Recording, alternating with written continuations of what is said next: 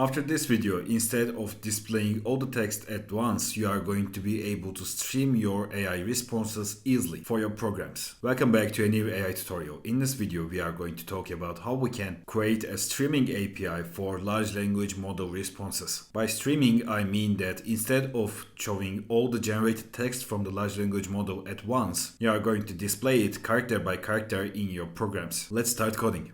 Okay, so let's start. At the first place, we are going to create two files. One is going to be app.py and one is going to be the environment file. And in this environment file, we will say OpenAI API key, and you need to paste your API key in here. It's going to start with SK, and you need to save this API key that you're going to take from the OpenAI API Playground website. And when you paste it in here after the equal sign and save this file, you are going to be ready to go. Also, you can use this streaming feature and the API setup for other language models rather than the OpenAI ones. Like you can use it with Cloud API, Gemini API, or even you can use it with local large language model using Llama. It's up to you. In this tutorial, I'm going to show you the OpenAI version, so you can just change the API call section. Okay, on Google, you can type OpenAI API platform for reaching to the API key website. Now I'm going to paste my API key in here, and then I'm going to save this file, and I'm going to start coding in Python. Okay, so it's ready right now, and we can start coding in Python. Firstly, we are going to start with our imports. We will import operating system. We will say from FastAPI, import FastAPI class and the request class, and we will say from FastAPI.responses, import streaming response, and next we will say from OpenAI, import OpenAI, and we will say from .environment import load.environment like this. So one by one, the operating system and the .environment is going to be for loading our OpenAI API key from our environment file, and we will use the FastAPI for creating our API and OpenAI for the large language model calls. Again, if you want to just switch to another model, you can change this line and the upcoming API calls on this section. Okay, firstly, we will say load.environment, and then we are going to initialize the OpenAI client. We will say OpenAI, and API key will be operating system get environment.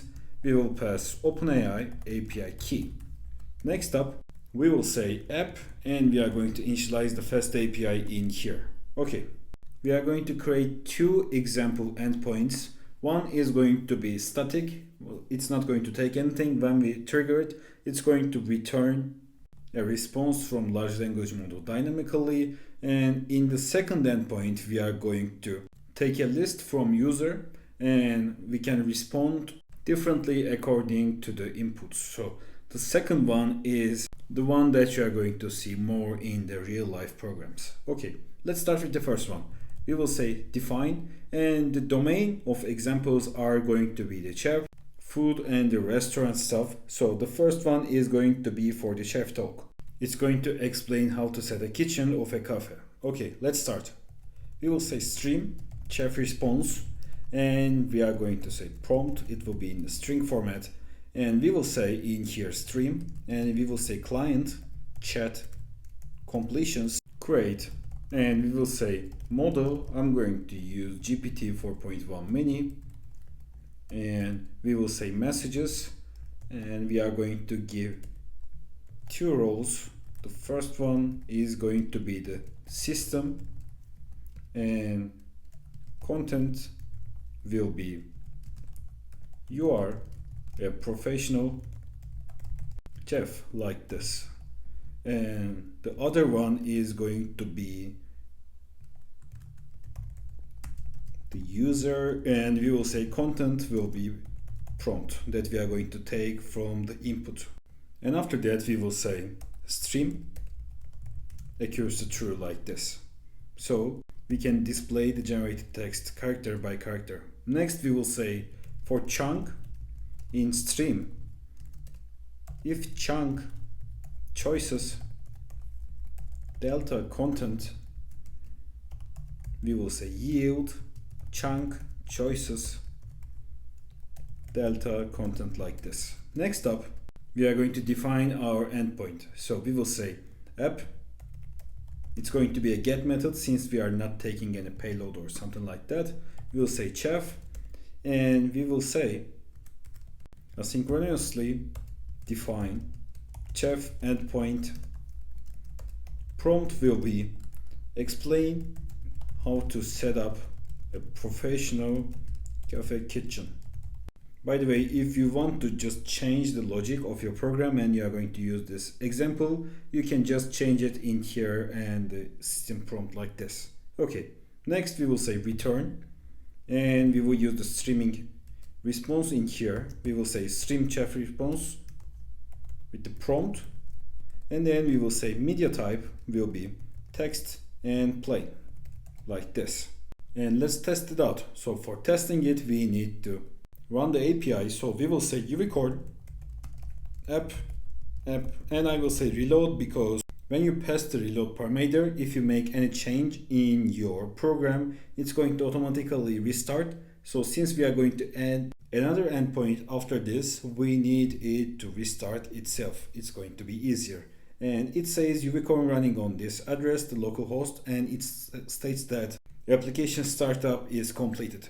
So I'm just going to open another terminal in here, the bash, and I will say I'm just going to make a curl command run like curl http.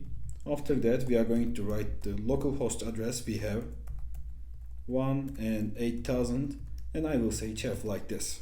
So in here, we can see that it's going to give our response in streaming format. Like it's not displaying all the text at once, it's generating it character by character. Like we are going to see it in chunks. You can see that it generated plan based on menu and volume, designed layout, and when we send request again, we can again see that it's going to generate the response chunk by chunk like this. Awesome. Okay, now let's create our second endpoint, and I'm just going to keep it in here. So let me show you how it reloads itself. Like I'm just going to add a space in here, and I'm going to save my file. When I save, it says search row detected change in app.py reloading. So just like we wanted, when it detects a change, it just reloads itself. Okay, now let's create our second endpoint as receipt generator. So we are going to send ingredients in the request, and the API streams a receipt back.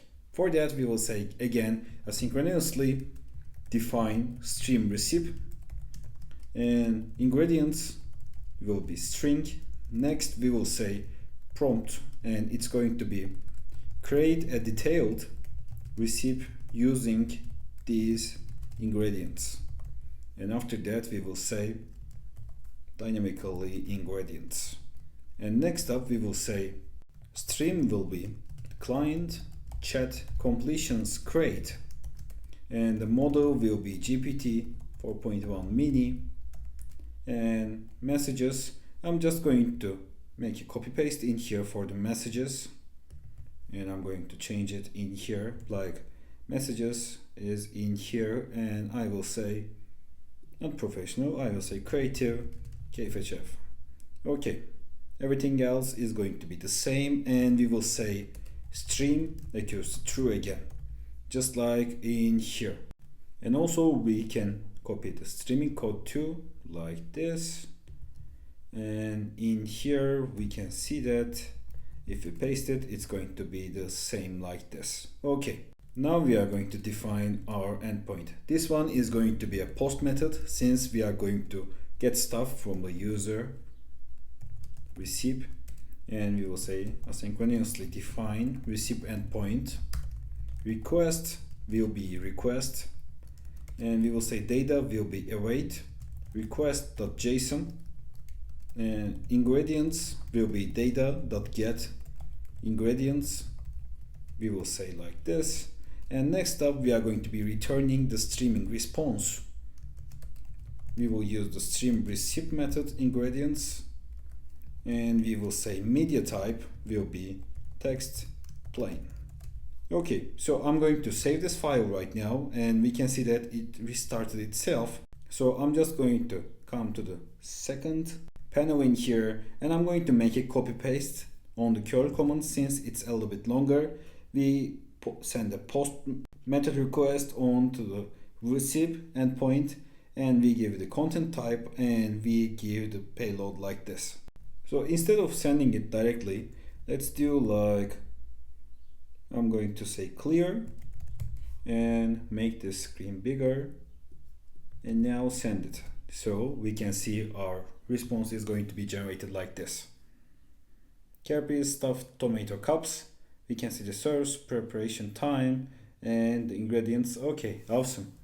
We gave the tomato, cheese, and the basil, and it generated our recipe. So let's make one more example. I will say clear, and I'm just going to make another copy paste. We are going to pass chicken, garlic, lemon, and olive oil with rosemary. So let's see our response in here. We can see that it's streaming our response, which it gets from the OpenAI. Awesome. So just like that, we can stream our responses that we get from the large language model. And that was it for this tutorial. Thanks for watching. Let's get to the outro.